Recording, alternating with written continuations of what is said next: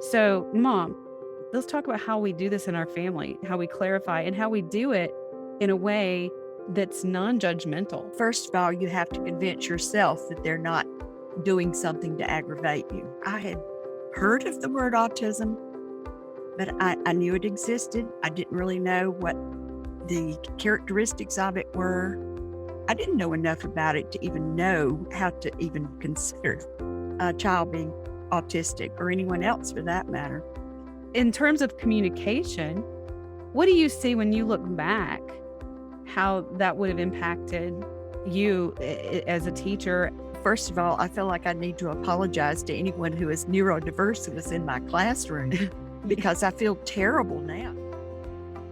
Okay, so today I have a really special guest that I'm excited to talk to today on the show, and that is my mother.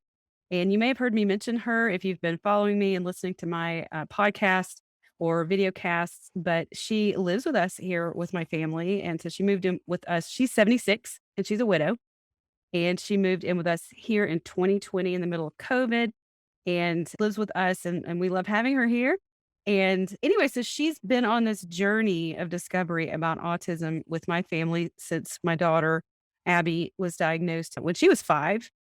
And so she's been learning a lot about autism and neurodiversity along with us and has a lot of insight and observations from her perspective. She's a retired teacher, and I'd love for her to share today some of her insights as she looks back on that. But also, we've discovered along the way that family members of our own that we realized are autistic. And so I'm excited to have her here to just chat with me about that. So, Mom, welcome to the show. Thank you very much for having me. So, okay, let's just go back in time. My listeners have heard me talk about Abby a lot. And those of you who are new and maybe haven't heard me talk about Abby, she's my 19-year-old daughter who is a rising college sophomore at the moment. And she's really who got me started on this whole journey of understanding autism in my career as a counselor originally, and now with you guys who are listening. So let's back up though. And what are some things that you remember? But before we go there, this is a series this summer about neurodiverse communication and relationships. W- Communication is that bridge, and there are missing segments. We have missing segments in that bridge. The communication falters and we have different languages. So looking back, when you think back to when Abby was diagnosed, what are some of the things that you remember about we knew nothing really as a family. We knew nothing about autism. What are some things that you remember about that time period and just even observations that you have through the years as you've learned about autism? To start off with, when Abby was born, I had heard of the word autism. I knew it existed. I didn't really know what the characteristics of it were. I didn't know enough about it to even know how to even consider a child being autistic or anyone else for that matter. And I had 2 babies and you had had none. So I had something to compare it to. And when she was beginning to get 3, 4, 5 months old, to start with, I noticed that she didn't smile. She didn't respond back to interaction. She didn't start cooing when I felt like she should have. And then I noticed also really early on that when I would give her a bottle, she would twist her head so that she could see the ceiling fan going around. And Mhm. no matter which way I held her, she wanted to be able to look at that ceiling fan. And I didn't know the word perseveration back then either. And she would do the same thing when she was watching some TV shows. You could put her in her little seat in front of the TV, and she, I believe, would have stayed there for hours if you had let her. Oh But yeah, I remember. Yeah, I want to just jump in. So she was yes, stimming her brain was stimming on the rotation of the ceiling fan and the visual stimulation of the TV, and that perseveration. She would get stuck on that and would really get upset if we took that stimulus away from her. yes, And those were things that I definitely had no idea I didn't know that was unusual because, like you said, I didn't have a baby. right. I didn't had no comparison. But as she got older and she really wouldn't communicate with you in any way, laugh, cut up, respond. I think her first laughter was when some noises were being made and she was focusing on those. But as she got older, she was very difficult. And you may have covered this and some other traits of her, but she had a lot of trouble eating. Mm, Uh, mhm. Feeding her when she would come to my house and I would put her in her high chair and feed her, it would take just a little small bowl of food. It might take 30 minutes because more of it squeezed back out her mouth than would stay in her mouth because she didn't want it in her mouth. And Right, and I wanna just jump in there. So that's a sensory difference, yes, and so many of the people who come to me are my age. I'm 50 this year. I'm 50 this month in a few weeks, and I so remember. yes, you were there. Um, and so many people in my program are in their 40s and 50s and even 60s, and they're just now realizing that someone is neurodiverse in their relationship, and it's because a grandchild or one of their adult children have been diagnosed formally or they're figuring all of this out. And when I ask them, they come to me for clarification. They think this is what it is. They come to me to help them, confirm that's what they're seeing. And I ask them about these sensory differences, and I ask them about food preferences. You're talking about Abby struggling to eat, and oh yes, we had tremendous difficulties. She couldn't tolerate textures of foods. Had to be pureed until she was 2 years old and gagged on foods and was underweight and was extremely picky eater all through her childhood and had to have eating therapy. And it was really tough. But when I ask my adult clients who are 50, 60 years old if they're a picky eater, most of them say no. But when I explore that more, I'll find out oftentimes that they don't consider themselves picky eaters now, but it's because they have 100% control over what they eat now as an adult. And so over the decades, they've developed routines about what they eat. And sometimes their spouse will say, wait a minute, hold on. You do have a very narrow range of what you will eat. And you don't like mushy textures, or you don't like slimy textures, or you don't like spicy foods, or you really love spicy food, so you're constantly piling on the hot sauce. It's one extreme or the other. But a lot of people don't really recognize that as being a difference because now, as an adult, they can control it. But when I ask them about their childhood and I say, "What about when you were a kid?" And a lot of them will say, "Oh, I actually had a guest on my podcast a few episodes back. His name was Bo, and he said, "Oh, I used to drive my dad nuts because I didn't wanna eat what was on my plate." And I would I don't remember his exact words, but a lot of my clients will say, "Oh, yeah, I would sit there for hours, and my parents would try to force me to eat stuff, and I couldn't stand it." Like Abby, she would gag. She would literally gag on food, Right. and my clients will say, "I couldn't deal with it, and my parents just thought I was being, stubborn." And really, it was a sensory difference. There were 2 other issues that I remember specifically. One was when I taught school, it was primarily 1st grade, and all 1st graders love to when you clean their desk off, and put chocolate pudding on it, they love to finger paint in the chocolate pudding.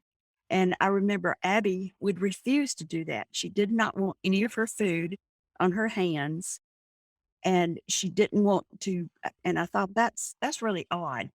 And one other instance that comes to mind is years ago, I used to sew a lot. And so I loved to make little girl outfits. So I picked out a pretty little seersucker plaid and I thought I'll make her a pretty little sundress with this. And I made it, took it to her. She immediately wanted to put it on. We were actually in the car when I gave it to her. She actually changed clothes in the car to put it on. But then a little bit later, we discovered she didn't want to wear it. Mhm. And we didn't know why, and we asked her, she said, "It itches, it scratches." And I realized that the seersucker was actually an irritant to her skin, that it just the texture of it just did not work for her. So I Yeah, never made her another seersucker. and so for the people who are listening who have no idea what fabrics what that means, I don't even know how you describe seersucker, but it's like a little. It has tiny little puffs built into the cloth Mhm. that they stick out a little bit. Does make it a little rough. I just hadn't thought about that. And that's another example of a sensory difference. So that's a texture difference. And so a lot of people with those texture differences, sensory sensitivities, they'll struggle with textures of clothing against their skin. Tags in clothing will really bother them. Yes. Seams on clothes or socks will bother them. And even sheets, the texture of sheets or comforter, those types of textures will really bother them. And so those are the types of things we definitely saw in Abby. Even as adults, as we develop and grow, our brains start to regulate better over time. So those types of differences may have been there as a child. All of us have some type of sensory differences, but it becomes a sensory processing disorder, or what we call, a lot of people struggle with the word disorder, but when it becomes problematic for an individual, we think of it more of a disorder. If it really interferes with your ability to socialize, to go to people's houses and have dinner with them because you can't tolerate the foods that other people serve, that's problematic. And that's what we would consider disordered. But that brings me to communication, because if that is a problem, it's important for all of us. This is why autism awareness is so important and education is so important, so that those of us who are neurotypical can learn that people who are not neurotypical have these legitimate differences that are not behavioral. This is not just being behavioral. This is not just picky. This is not just being demanding and rude. This is literally a neurological brain difference. And so if someone says, I can't eat that, and they're coming to your home, we need to make our world more accepting of people whose brains make it difficult to eat certain textures of food, or if they only want to wear certain types of clothes, we don't need to push them to wear something that makes them so uncomfortable that it's like having a thorn, like that seersucker dress that you made her. It's like forcing her to wear something that's like a thorn scratching her constantly all day long. I also saw, not maybe in Abby as much as some of the children I taught, people who want to wear a sweater all the time, regardless of the temperature, or people who refuse to wear a sweater or a jacket because they either maybe more secure, safe, they like the snug feeling. I've seen people who wear hoodies Mhm. and they want that hoodie over their head. There's something about being wrapped up that, and I'm sure you've probably seen this in a lot of people that you've worked with as well. So a lot of these things do go on to adulthood. Oh, yes. I've seen it certainly in my own children and seen it a lot in their friends, but then also in other adults too. Even in the adults in my life in terms of clothing. Abby's brother, Aiden, has a lot of sensory differences. He's not autistic, but he has a lot of sensory differences, which, by the way, for those of you who are listening, when autism is in the family, when neurodiversity is in the family, sensory processing differences is also always there. Both of these are genetic. So you're going to see family members with sensory differences. Now, some of them with the sensory differences are not going to be autistic, but everyone who's autistic will have sensory differences. So if you're autistic, you're going to have sensory differences, but you can have the sensory without the autism. So my son Aiden, he has a lot of sensory differences. And so he, as a baby, he was one of those babies that really loved being cocooned and wrapped up really super tight. And that calmed him a lot. Even to this day, he's knee bouncing.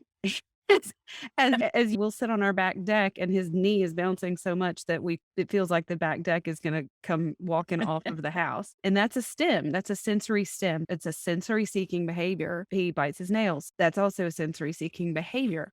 He also doesn't like to mix his food. He Yeah, yeah. likes to eat foods individually on his plate. Both kids don't mix their food, and he also is one that really does not like strong flavors at all. He will eat a baked potato with no butter, no salt, no pepper, just dry. And the rest of us are like, "Ew, that's gross." Ooh. But we accept it, and that's something in our family. And that's something I'd like for you to speak on too. In Okay. our family, we have some major differences in our sensory needs and preferences, but we've all really had to learn to accept everybody as just unique and different. And so let's talk about how that works in terms of how we accept each other and how we communicate those differences to each other. What are your thoughts on that? I think first of all, you have to identify the differences. And because if I don't know what they are, I won't understand the difference. I do it this way. Why? That's odd. Why do you do it that way?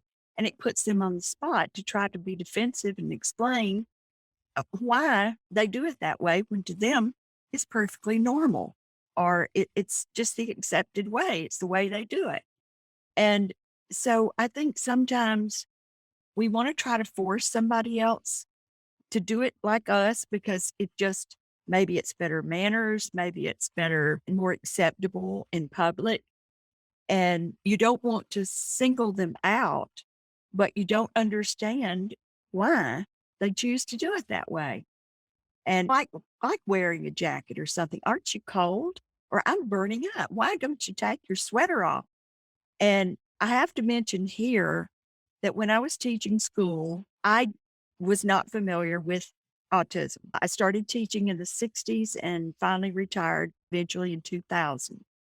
And in the beginning, I'm sure I had children in my classroom who were autistic, and I did not know it. And they were probably classified as uncooperative.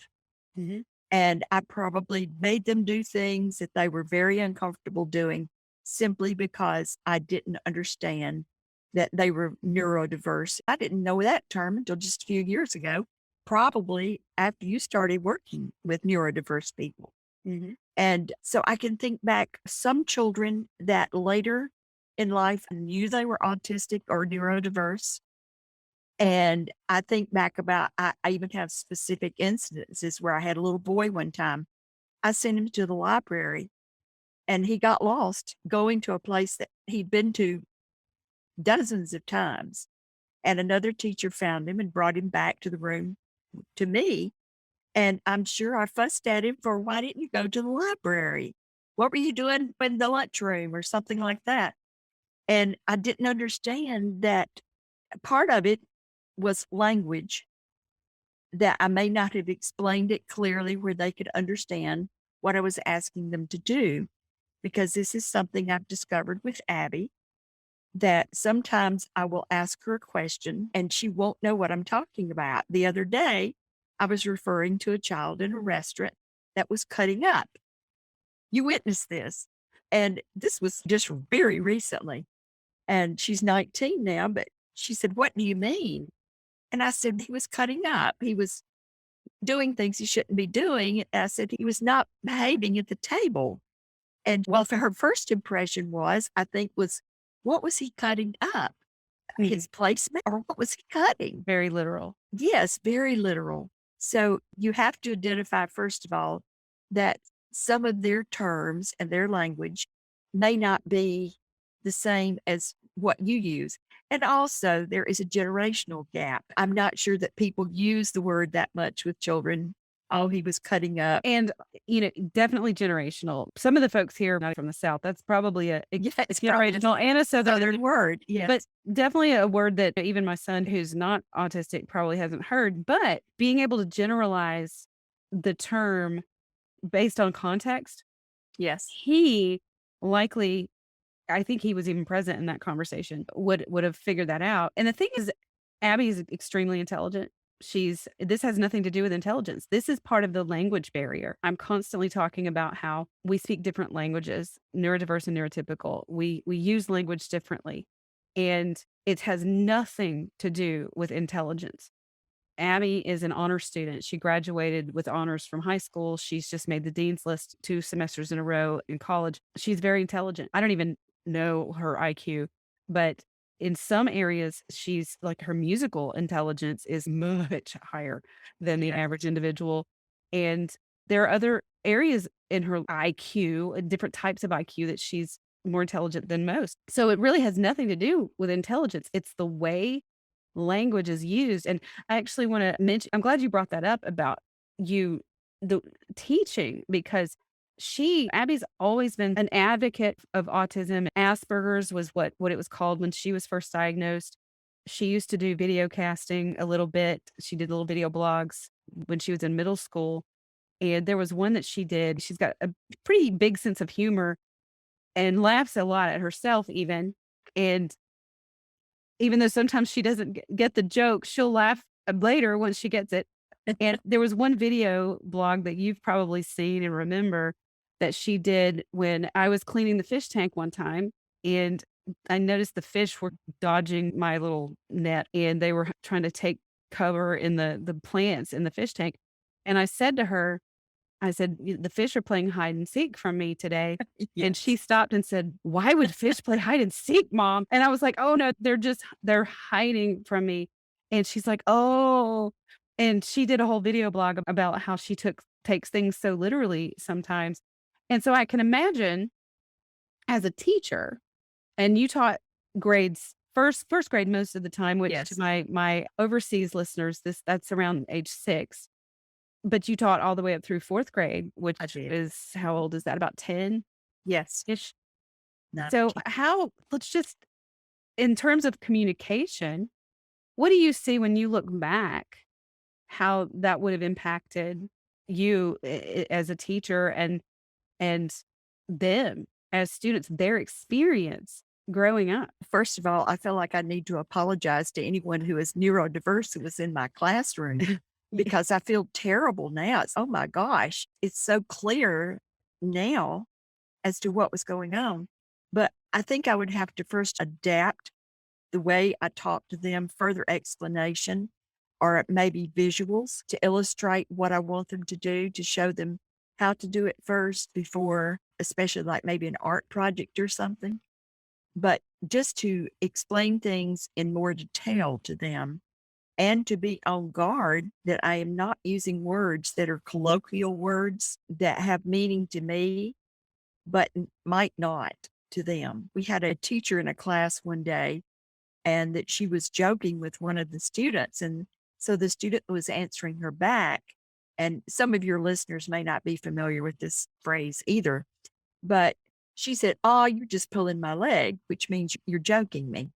And he looked at her and he jumped back and he said, "Lady, I'm not touching your leg."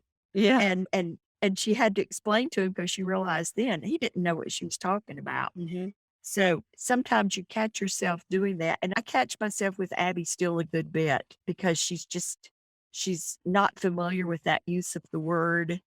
And so she absolutely does not know how to respond. She'll give me a blank look and she'll say, "I don't know what you're talking about," or "I don't know what you're asking."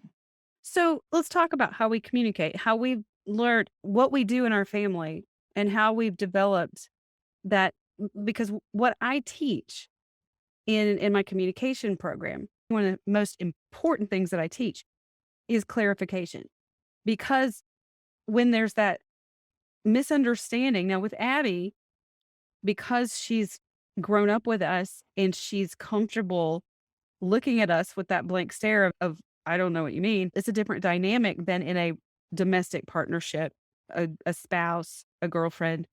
Those of you who are listening, if you believe that you are neurodiverse or you believe your partner is and you're married and you have children, then the chances of you having children or parents or siblings that are neurodiverse is very high. So you're also having these interactions with others. You're communicating with others. So this whole idea of communication is really important and learning how to clarify meaning is critical. So, mom, what are some things that you know that what do we let's talk about how we do this in our family, how we clarify and how we do it in a way that's non-judgmental. First of all, you have to convince yourself that they're not doing something to aggravate you. I can see how that would especially be in adult relationships. If they're just, it's hard to explain because the more you are around them, the more you learn how to talk to them. And in our family, sometimes I'll say something and you'll actually say, I don't think she understood what you meant. And I appreciate that because I'm still sitting there sometimes in a fog myself saying, what did she not understand that I just said? We used to call some of the things that she said Abbyisms We still do. because they were so off base. To a neurotypical, Yes, to a she would neurotypical. have such literal expressions about something that Yes, to our neurotypical interpretation, it was cute, and she'd laugh about it too once right. we explained our neurotypical way, and I can't think of something off the top of my head, unfortunately. I think probably you can talk to her better than any of us because you understand a neurotypical, I mean, a neurodiverse person so well. And if I sense that she doesn't understand what I'm saying, I try more often to be aware to express it in a different way and to use as simple as language, sometimes almost as I would with a child in school, to not skip any steps in trying to say what I'm trying to say, make it as clear as clearly stated as possible. Mhm. And I wanna emphasize that you saying that it's how you would speak to like you would a child, that's not an insult at all. No, not at all. I literally just had this conversation yesterday, and he is the one that's autistic, and she said on the call, and he agreed. She said, "I realize that I need to be very explicit when I'm asking him or telling him what I'd like to be done or when I'm requesting something." Those of us who are neurotypical, we have a lot of implied and inferred meaning in the way we communicate. It's part of our language. And other neurotypicals receive the implied and inferred meaning, so we don't have to say it out loud. It's just already there. I speak it and to another neurotypical, it's received. Whereas someone who's neurodiverse does not speak that inferred and implied language, that part of the language. And so my client yesterday said, I realize now that I have to be very literal and specific about what I'm asking, requesting, stating, and break it into steps. That's not natural for a neurotypical. It's not natural for us. But if I don't, our spouse, our partner, or in my case, my child, your grandchild, may miss what we're communicating. Also, I think the manner in which you express what you're saying, because if you're frustrated in the least and you sound like you're putting them down or you're being derogatory on how they received it, then that person is going to feel like, I'm doing the best I can, but I don't understand what you're saying. I'm not trying to be difficult. Whereas the person speaking, they're not needing to put the other person down, but sometimes it could almost be funny that they don't understand what you're saying and you just assume everybody understands that. You don't want to say, what's wrong with you? Because nothing is wrong with them. I'm glad you said that because I do hear those words come out of a lot of people's mouths. What is wrong with you? Yeah. I've heard that, and I've heard that in my Facebook group. I've heard a neurotypical partner say, I don't understand what is wrong with him or what is wrong with her." Because when someone is different from us and different from what we're used to, it feels like they're the abnormal one, and we do use the word neurotypical, but that's because the vast majority of the typical when we look at numbers, just numbers, the larger population falls under this neurotypical profile, neurological profile. But that doesn't make the neurodiverse individuals who are in the lower numbers something wrong with their neurological profile. It's just they're different. And I think you're so right about that we have to pause and first of all, like you said, recognize there's not intent there. There's no intent to try to cause an issue. There's no intent to be difficult. You're not trying to start an argument. No, it's just misunderstanding. But like you said too, identifying first that there's a potential communication breakdown here and knowing that we're neurodiverse to start with. We know that in our family. We already know Yes. that. And we have a respect for each other and our differences in the way our brains work. And we have different kinds of brains in our family. We've got um, Abby's autistic, Aiden's not autistic, but has sensory differences and auditory processing differences. And I can't hear half the time. I get we just got back from an audiology appointment for my daughter, and she's hearing great. We know I can't hear when there's background noises, and we all have our stuff, and we just are respectful of one another. Talking about family, as my mother aged, it became more apparent to me, probably because I was becoming more educated about the topic, that I think we realized that something was different, something was neurodiverse about her. Mhm. I suspect it was autism, the way she would communicate sometimes, the way she would take things that were said. There were just a lot of things. We never approached her about it because she was aging, and I don't think we would have gotten very far with it if we had ever pointed out. Oh, no, we wouldn't have. Yeah, let's talk about her because, as I said before, this is genetic, and so Yes. many people, once they realize neurodiversity is present and they start looking at okay, so we're going to stop there for today's episode. So be sure to tune in next week as my mother and I continue to talk about my grandmother and other family members that we discovered and suspect are also autistic. And, I know that a lot of you are relating to what we're talking about because I hear your stories all the time. I've been listening to your stories for a huge portion of my entire career. And it's just so common because the thing is, autism, neurodiversity, it's just everywhere. It's all around us. It's in your lives, it's in your families, it's in your households, it's in your jobs. Autism is a part of our world. And the more that we can learn about it, the more that we can understand it, and we can close this gap in communication and bridge this divide between us so that we can understand each other and improve our relationships with all the people in our lives, not just with our domestic partners. If you haven't listened to the last 2 episodes that I had with my 2 children, I really encourage you to go back. I've gotten a ton of feedback about it. They talked about their relationship as siblings. My daughter's autistic, my son is not. We talked about our neurodiverse family, but also we have these relationships with our parents. I have them with my child. I have them with my best friend and other people in my life, coworkers. And so the goal here is to bridge that communication gap.